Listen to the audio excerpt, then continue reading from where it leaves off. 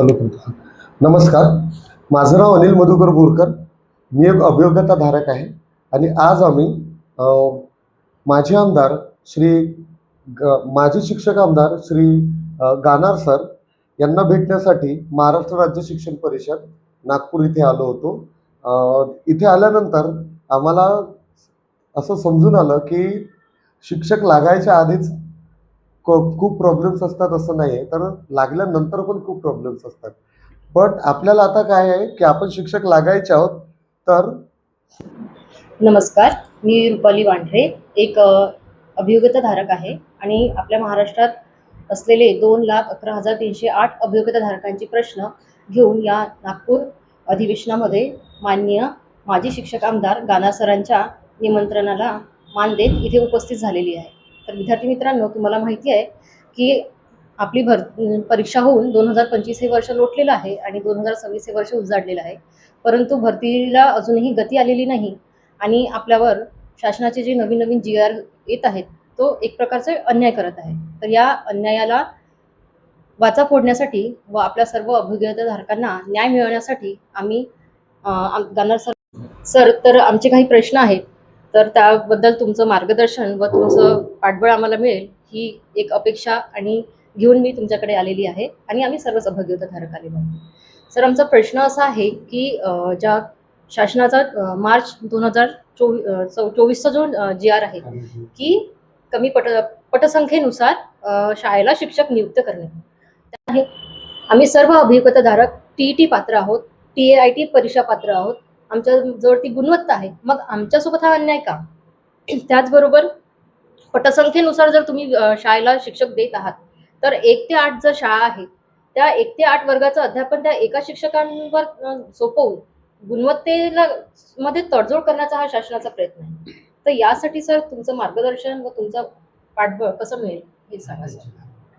खरं म्हणजे 15 मार्च 2024चा संच निर्धारणाचा शासन निर्णय हाच मुळात अशैक्षणिक आहे.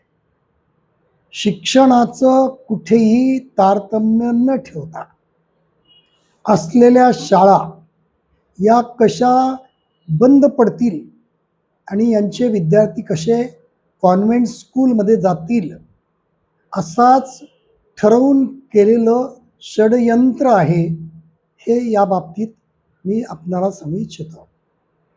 एक शिक्षक नेमायचा आणि दुसरा सेवानिवृत्त शिक्षक घ्यायचा हे तर त्याच्याहीपेक्षा विचित्र आहे. जर सेवानिवृत्त शिक्षक सेवा संपुष्टात आल्यावर पुन्हा येतोय मग त्याला त्याची सेवा संपुष्टातच का आणली? तो जर सेवा देण्यास पात्र आहे तर त्याला सेवानिवृत्त करण्याची गरजच काय होती? म्हणजे एकीकडे सेवानिवृत्त करायचं आणि दुसरीकडे पुन्हा त्यालाच बोलवायचं हे चूकच आहे. दुसरं, शैक्षणिक पात्रता धारण केलेली व्यक्ती बेरोजगार असताना त्यांना शिक्षक पदावर नियुक्ती देऊन रोजगार देण्याऐवजी त्याच्या क्षमतेचा शिक्षणात उपयोग करून घेण्याऐवजी असलेली व्यवस्था संपुष्टात आणण्याचं षडयंत्र केल्या जात असल्याचं हे चित्र आहे. याचा मी विरोध करतो. धन्यवाद सर, तुम्ही खूप छान भूमिका मांडली. त्याचबरोबर सर एक आहे की समूहकरण, शाळेचं समूहकरण. शासनाची भूमिका आहे की शाळेमध्ये विद्यार्थी संख्या कमी आहे, त्यामुळे कमी विद्यार्थी संख्येला एक शिक्षक पूर्ण पगारी शिक्षक शाळेवर देणं आम्हाला परवडत नाही. त्यामुळे एकतर कंत्राटी शिक्षक किंवा शाळेचं समूहकरण करणे. पण 1 किलोमीटर अंतरावर मुलांना शाळा असावी व त्यांना गुणवत्तापूर्ण शिक्षण मिळावं. हे जेव्हा RT ॲक्टनुसार विद्यार्थ्यांना मुलांना तो हक्क मिळालेला आहे, तर मग जेव्हा एका पुढाऱ्याला, अडाणी पुढाऱ्याला 40 अंगरक्षक असतात आणि 30 विद्यार्थ्यांना एक शिक्षक नाही, ही अशी महाराष्ट्राची शिक्षण व्यवस्था आहे सर. आणि मग जेव्हा आम्ही जाब विचारायला यांना जातो तर ते असं बोलतात की विद्यार्थी संख्या नाही. पण विद्यार्थी संख्या का नाही? माझ्या गावामध्ये सर 1 ते 8 पर्यंत शाळा आहे, तिथे 8 वर्ग आहेत, विद्यार्थी संख्या 60 आहे आणि 2 शिक्षक तिथे नियुक्त आहेत. मग पालकांचं म्हणणं येतं की आमच्या पोरांना शिकवलं जात नाही तर आम्ही विद्यार्थ्यांना ठेवायचं कसं शाळेत? आणि शासन ह्या ज्या गोष्टी आहेत ना सर की त्यांच्या GR मुळे जे नुकसान होत आहे विद्यार्थ्यांचं हे उघडकीस आणत नाही. उलट असंच दाखवत आहे की विद्यार्थी संख्या नाही आहे म्हणून शाळा बंद पडत आहे. तर हे कुठेतरी थांबायला हवं सर. त्याचबरोबर आमचा मुद्दा आहे 50 प्राधान्यक्रमाचा. आम्ही गुणवत्ता आधारित अभियोग्यताधारक आहोत सर. आमच्या गुणवत्तेनुसार आमची निवड केली जावी, ना की लॉटरी सिस्टीमनुसार विद्यार्थ्यांना नियुक्ती मिळावी. तर कुठेतरी 50 प्रिफरन्स, लिमिटेड प्रिफरन्स देऊन विद्यार्थ्यांना त्यांना नोकरी मिळण्यापासून किंवा त्यांच्या हक्कापासून डावलल्या जात आहे. तर हे देखील कुठेतरी थांबायला हवं. अगदी बरोबर आहे. RT मध्ये असलेली तरतूद ही घटनात्मक आहे. होय सर. त्यामुळे राज्य शासनाला त्याचं अनुपालन करणं बंधनकारकच आहे. घटनेची शपथ घेऊन मंत्रिपद स्वीकारायचं आणि मंत्रिपदाच्या अधिकाराचा दुरुपयोग करून घटनेतील तरतुदीचा भंग करायचा, त्या तरतुदी अंमलात नाही आणायच्या, हे तर सगळ्यात मोठं दुष्कृत्य आहे आणि हे शासनाने करू नये. समूह शाळा हा प्रकारच शिक्षणात योग्य नाही आणि कॉन्ट्रॅक्ट बेसिसवर नियुक्ती हाही विषय, हाही प्रकार शिक्षण क्षेत्राला संपुष्टात आणणार आहे. शिक्षण क्षेत्र हे संस्काराचं क्षेत्र आहे. संस्काराकरता पूर्ण वेळ मन लावून काम करणारा पात्र व्यक्तीच असला पाहिजे आणि पुरेशा प्रमाणात असला पाहिजे. त्यामुळे शासनाने याचा पुनर्विचार करावा. विद्यार्थी संख्या कमी का झाली याचं कारणही शासनाने तपासलं पाहिजे.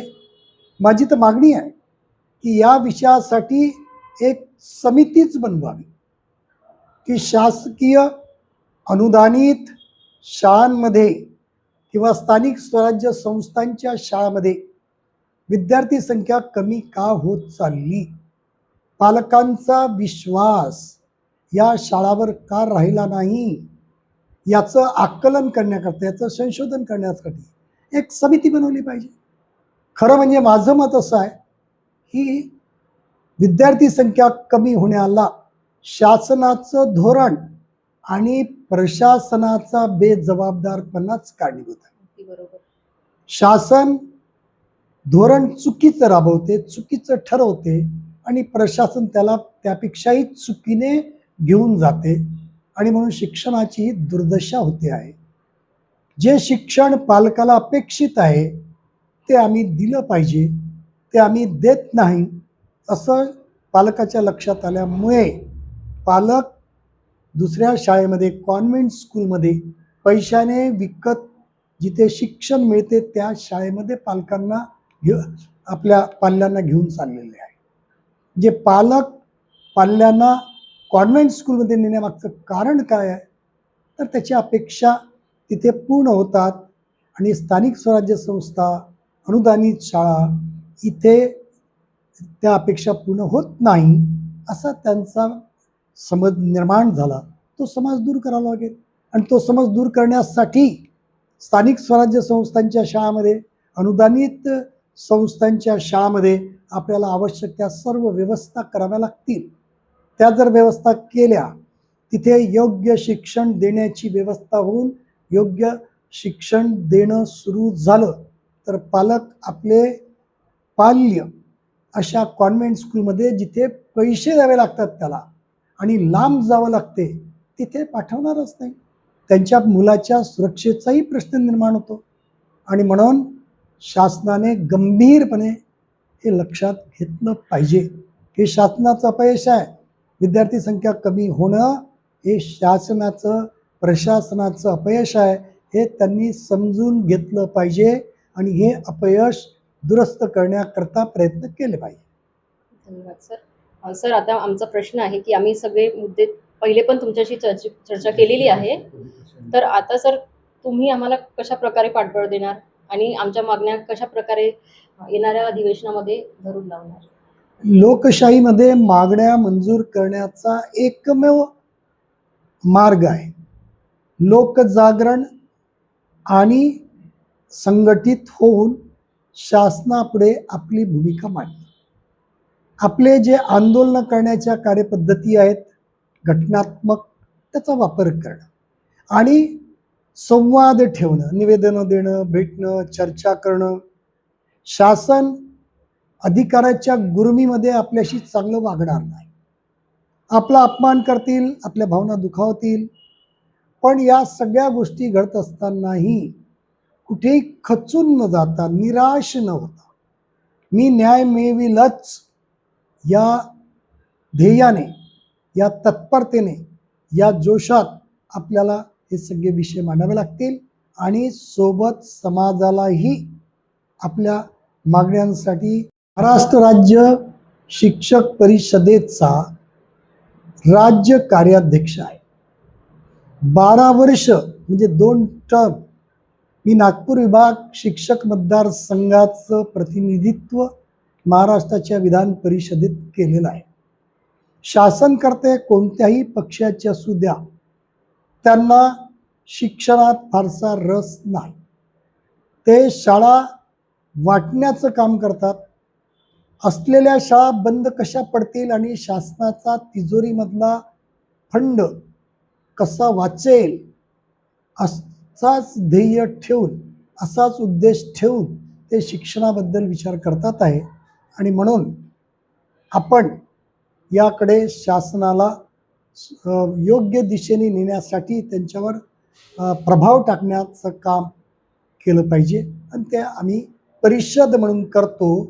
त्याच अनुषंगाने आपल्याही विषयाला वेटेज देऊन, आपल्याही विषयाला आमच्या मागणीपत्रामध्ये प्राधान्य देऊन, मागणीपत्रामध्ये अंतर्भूत करून हाही विषय मार्गी लावण्याचं काम आणि तुम्हाला न्याय मिळवून देण्याचं काम महाराष्ट्र राज्य शिक्षक परिषदेच्या वतीने मी करीन असं वचन द्या.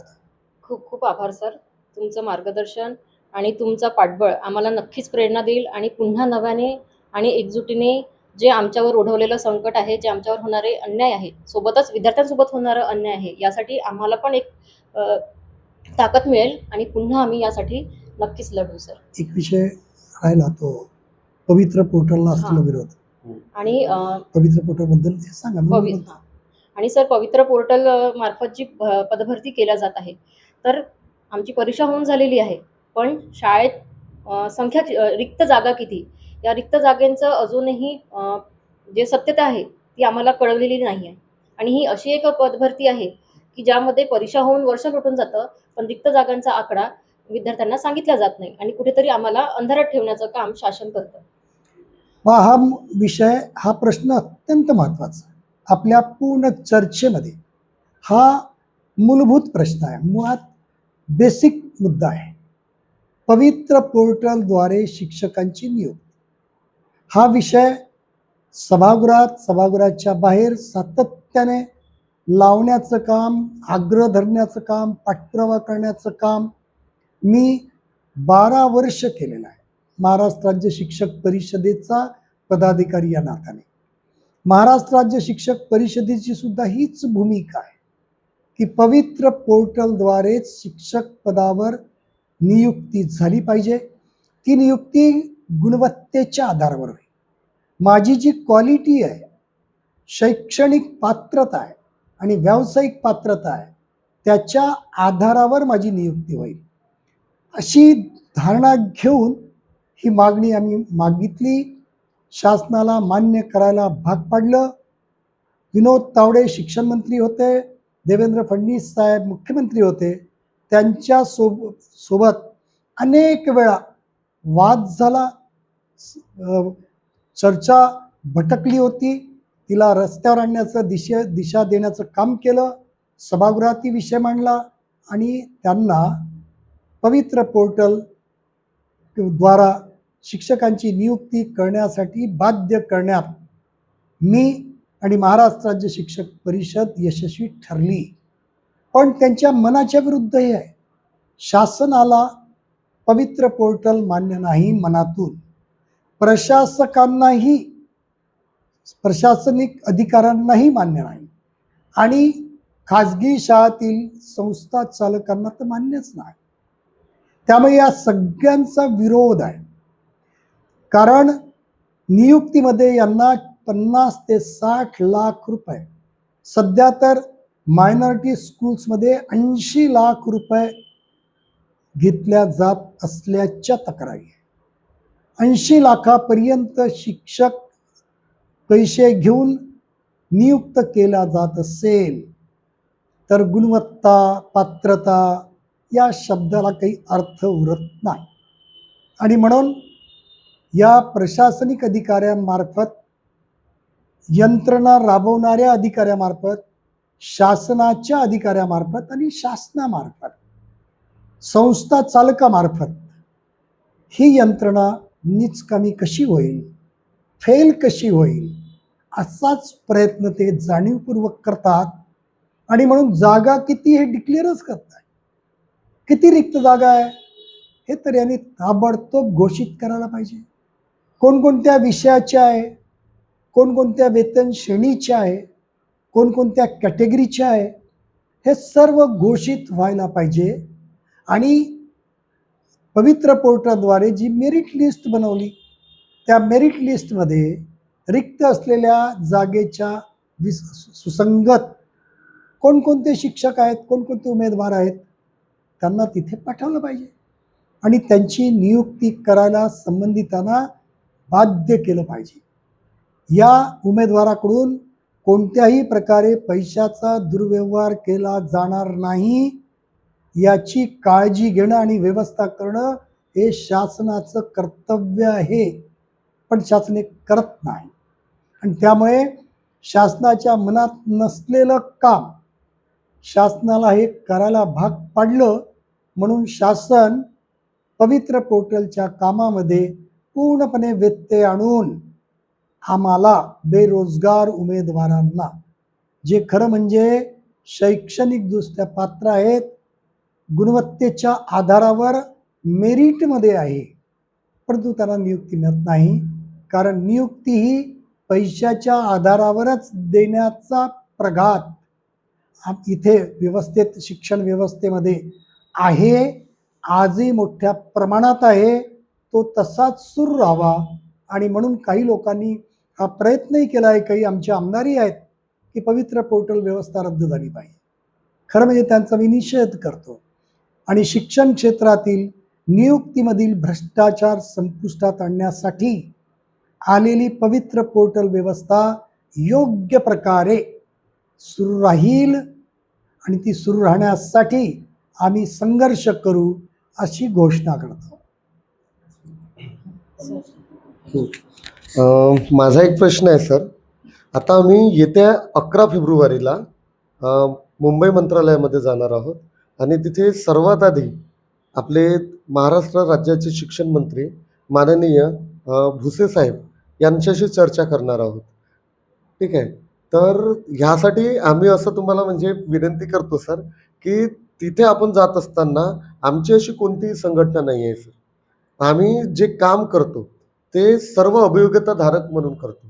पण जर एखादी संघटना जर आमच्या पाठीमागे असेल तर त्याचा एक वेगळा इम्पॅक्ट आहे, तो सरकारवर पडतो. तर मी अशी तुम्हाला विनंती करेन सर की आम्ही तिथं जात असताना जे काही आमचं निवेदन असेल तर ते तुमच्या संघटनेच्या लेटर हेडवर मिळावं, ही एक विनंती आहे सर माझी. महाराष्ट्र राज्य शिक्षक परिषद ही संघटना मुळातच पवित्र पोर्टल योजनेची निर्मिती करणारी संघटना आहे. या संघटनेच्या मागणीमुळेच, आग्रहामुळे आणि संघर्षामुळे या राज्यात पवित्र पोर्टल व्यवस्था आली, याचा आम्हाला अभिमान आहे. आणि त्यामधल्या त्रुट्या, उणिवा, बदमाशा संपुष्टात आणण्यासाठी आपण जे काही मागणीपत्र देता त्या मागणीपत्राला आमच्या महाराष्ट्र राज्य शिक्षक परिषदेच्या लेटर हेडवर घेऊन त्या आधारावर त्यांना एक निवेदन मी उद्याच तयार करून देतो. ते आपण न्यावे. मी सोबत आहेच, काही प्रश्न नाही. धन्यवाद साहेब. आणि अजून माझी एक मागणी आहे सर तुम्हाला की जसं आम्ही मुंबईवरून मंत्रालयावरून आल्यावर आम्ही शिक्षण मंडळामध्ये, शिक्षण परिषदेमध्ये पुण्याला जाऊ आणि तिकडून आल्यानंतर आमचं समोरचं असं नियोजन आहे की नागपूरमध्ये येऊन आम्ही एक पत्रकार परिषद घ्यायची आहे. तर मी आग्रहाने तुम्हाला असं विनंती करतो सर की त्या पत्रकार परिषदेला तुमची उपस्थिती आम्हाला पाहिजे असेल. आपल्या शिष्टमंडळाच्या भेटी झाल्यानंतर शिक्षण मंत्री आणि शिक्षण आयुक्त, शिक्षण संचालक यांच्याशी चर्चा झाल्यानंतर आपण जी पत्रकार परिषद नागपुरात घेणार आहोत, मी जर नागपुरात त्या तारखेला अवेलेबल असतो तर नक्कीच येईल आणि माझ्याकरता तो अत्यंत अभिमानाचा स्वाभिमानाचा दिवस राहील. आणि एक अभियोगधारकांचा एक खूप म्हणजे मला मेसेज आलेला प्रश्न आहे सर, शेवटचा प्रश्न म्हणून घेतो मी, की सर्वांचं असं म्हणणं आहे की जे शासनाने नवीन जी आर काढून त्याच्यामध्ये एका अभियोगताधारकाला फक्त 50 प्रिफरन्सेस येतील असं त्यांचं जे धोरण आहे, तर ते तुमच्या मते, तुम्हाला या मते म्हणजे काय वाटतं असं? अभियोग्यता धारकाला प्रिफरन्सेस असे लिमिटेड देण्याची गरज काय? त्याला मोकळीक द्या ना, तो देईल त्याला किती द्यायचे. आणि पहिला प्रश्न असा आहे, तो अभियोग्यता धारक आहे, मेरिट लिस्टमध्ये आलेला आहे, त्याला ताबडतोब नोकरी दिली पाहिजे, नियुक्ती दिली पाहिजे. नोकरी म्हणण्यापेक्षा मी म्हणेल शिक्षक पदाची नियुक्ती दिली पाहिजे. आणि नियुक्ती देण्याकरता रिक्त पदं आहेत, फक्त शासनाची प्रशासनाची वृत्ती नाही, इच्छा नाही. त्यामुळे त्यांनी हे नियुक्ती देण्याची कार्यवाही ताबडतोब केली पाहिजे आणि संधी, ऑप्शन्स त्याला जेवढे द्यायचे आहे त्यात मोकळी ठेवली पाहिजे. बंधन टाकण्याची गरज नाही. अगदी बरोबर सर. आणि यासाठी सर आम्ही पाठपुरावा करत आहे आणि शासनाचे प्रत्येक दरबारही आम्ही जातो आहे, आमच्या मागण्या मांडतो आहे आणि तुमचं पाठबळ आम्हाला आहे, तर ही आम्हाला खरंच अभिमानास्पद गोष्ट आहे आणि एक ऊर्जा आम्हाला प्राप्त करते तुमच्या पाठबळामुळे. तर मी सगळं अभियोगधारकांना एक आव्हान करते की विद्यार्थी मित्रांनो, आपण सगळे एक आहोत आणि आपल्या मागण्या पण एक आहे आणि उद्देश पण एक आहे की आपण शाळेवर शिक्षक म्हणून रुजू होणे, आपल्या महाराष्ट्राची जी शिक्षण व्यवस्था ढासळत चाललेली आहे तिला भक्कम करणे आणि विद्यार्थ्यांना गुणवत्तापूर्ण शिक्षण देणे. तर या आपल्या लढाईमध्ये तुम्हा सर्व अभियोगधारकांचा साथ आम्हाला हवी आहे, तुमचं पाठबळ हवं आहे. तर आम्हाला साथ द्या आणि आमच्यासोबत या लढ्यामध्ये सामील व्हा. धन्यवाद. धन्यवाद.